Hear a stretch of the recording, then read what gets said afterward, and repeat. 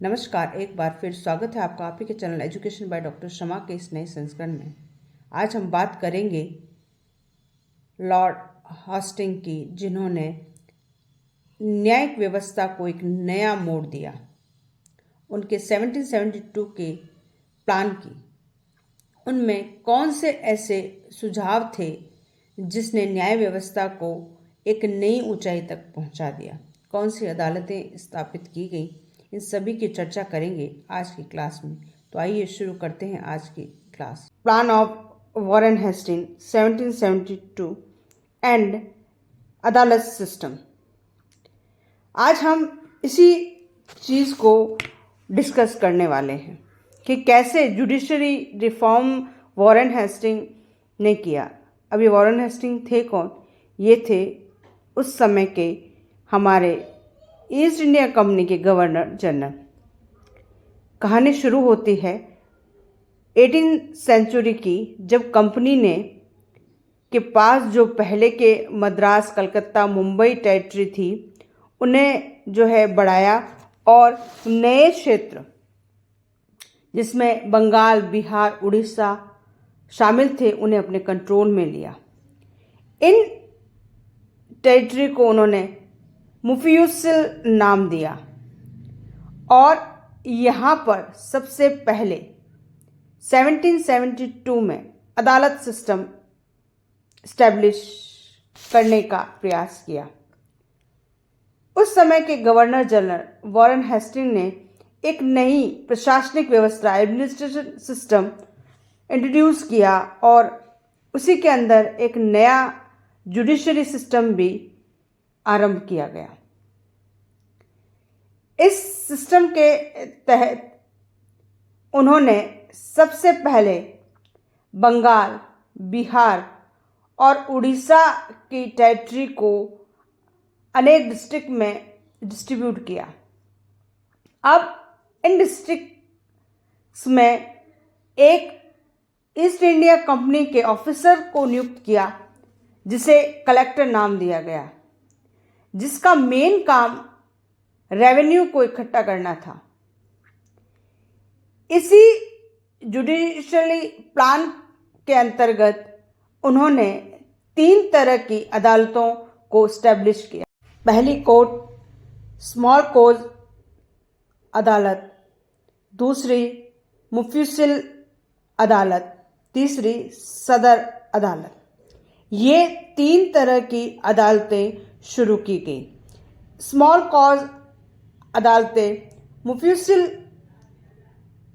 क्षेत्र के छोटे गांव में स्थापित की गई, वहीं मुफ्यूसिल अदालत डिस्ट्रिक्ट लेवल पर शुरू की गई, जो 2 तरह की थी, मुफ्यूसिल सिविल अदालत और मुफ्यूसिल फौजदारी, जिसे निज़ामी अदालत भी कहा जाता था।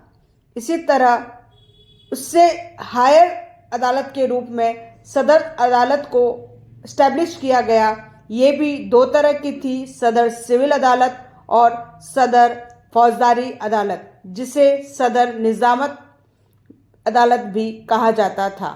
अब बात करते हैं मुफ्यूसिल क्षेत्र में स्टैब्लिश छोटी अदालतों की। इन मुफ्यूसिल क्षेत्र में एक छोटी अदालतें भी स्थापित की गई, जो 10 रुपीस तक के केसेस को हैंडल करती थी। ये क्षेत्र तालुका कहलाता था और तालुका के सबसे हेड फार्मर को इस अदालतों का प्रमुख बनाया गया। अब इन अदालतों को स्थापित करने का मेन रीज़न क्या था? तो मेन रीज़न यही था कि छोटे किसानों को न्याय के लिए शहरों की अदालतों में ना आना पड़े। इसीलिए इन स्मॉल कॉज अदालतों की स्थापना की गई। अब बात करते हैं वॉरेन हेस्टिंग के प्लान के अनुसार स्थापित मुफ्यूसिल अदालतों का। मुफ्यूसिल अदालतें भी 2 प्रकार की थीं, मुफ्यूसिल दीवानी अदालत और मुफ्यूसिल फौजदारी अदालत, जिसे मुफ्यूसिल निजामत अदालत भी कहा जाता था। मुफ्यूसिल दीवानी अदालत हर डिस्ट्रिक्ट लेवल पर स्थापित की गई, जिसका जज कलेक्टर को अपॉइंट किया गया।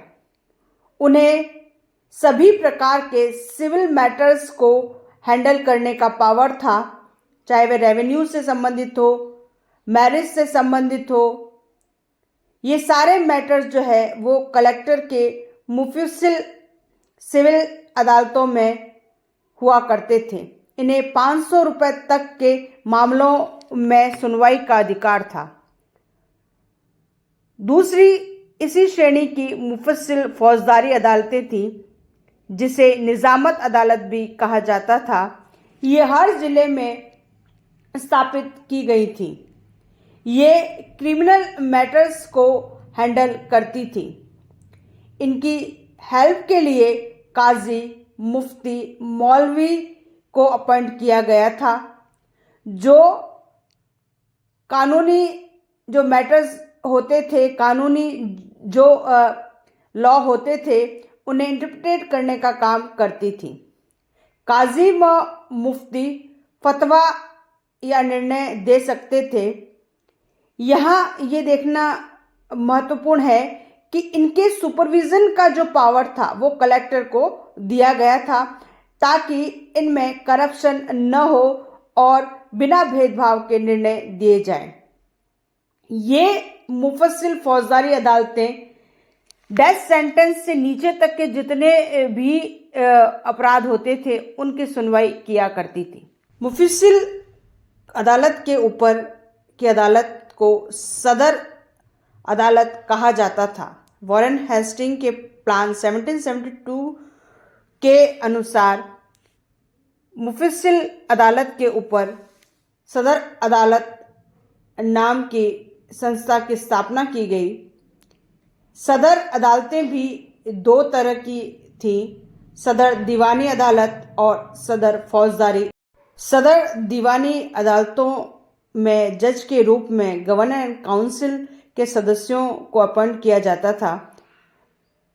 पहली सदर दीवानी अदालत 17 मार्च 1773 को स्टैब्लिश की गई। इन अदालतों में मुफस्सिल दीवानी अदालतों के जो मैटर होते थे उनकी अपीलों को सुना जाता था।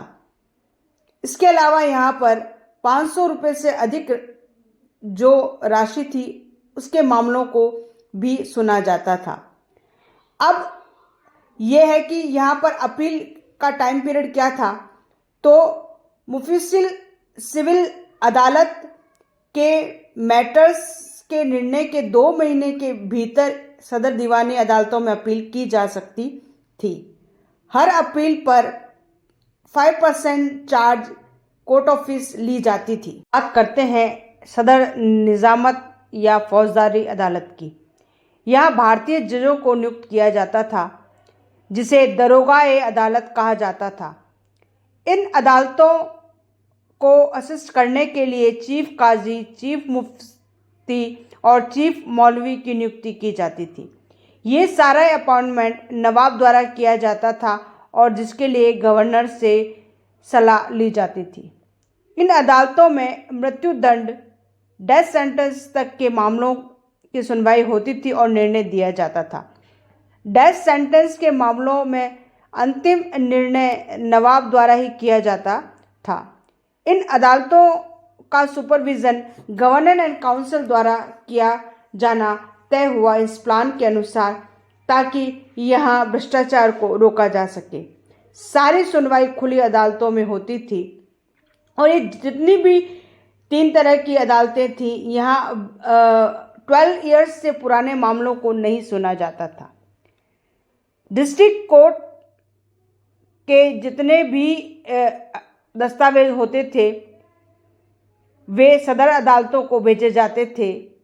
इन अदालतों में दोनों ही पार्टीज़ को सफिशिएंट टाइम दिया जाता था कि वे अपने अपने पक्ष को रखें, अपने एविडेंस जो है वो पेश करें और उसी के अनुसार अंतिम निर्णय दिया जाता था। लॉ ऑफिसर्स के रूप में काजी, मुफ्ती, मौलवी को नियुक्त किया जाता था और बाकायदा उन्हें सैलरी भी दी जाती थी, जो पहले नहीं दी जाती थी। रहा कि पहले की जितनी भी कोर्स थी उनमें करप्शन बहुत ज़्यादा हो गया था, इसीलिए ये इस प्लान की महत्वपूर्ण फैक्ट था कि इसमें जो लॉ ऑफिसर्स थे उन्हें सैलरी का प्रोविज़न किया गया। वॉरेन हेस्टिंग के इस प्लान में पर्सनल लॉ को एज इट इज़ रखा गया। वॉरेन हेस्टिंग के 1772 के प्लान में डिस्ट्रिक्ट कलेक्टर को बहुत से पावर दे दिए गए थे, चाहे वो एडमिनिस्ट्रेशन से संबंधित हो या जुडिशरी से संबंधित हो।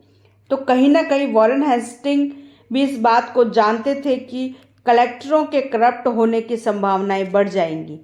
ये आशंका उन्होंने कंपनी डायरेक्टर को पहले ही बता दी थी और यही कारण रहा होगा कि कंपनी डायरेक्टर ने उन्हें हटाने के लिए 1773 में कलकत्ता काउंसिल को आदेश दिए। आशा है आज की ये क्लास आपको पसंद आएगी। पसंद आए तो उसे लाइक करें, अपने मित्रों के साथ शेयर करें और चैनल को सब्सक्राइब नहीं किया है तो चैनल को सब्सक्राइब करें। हमारी पूरी मंशा यही थी कि हम साधारण शब्दों में आपको लीगल हिस्ट्री को समझाएं। आशा है हम इसमें सफल हुए होंगे।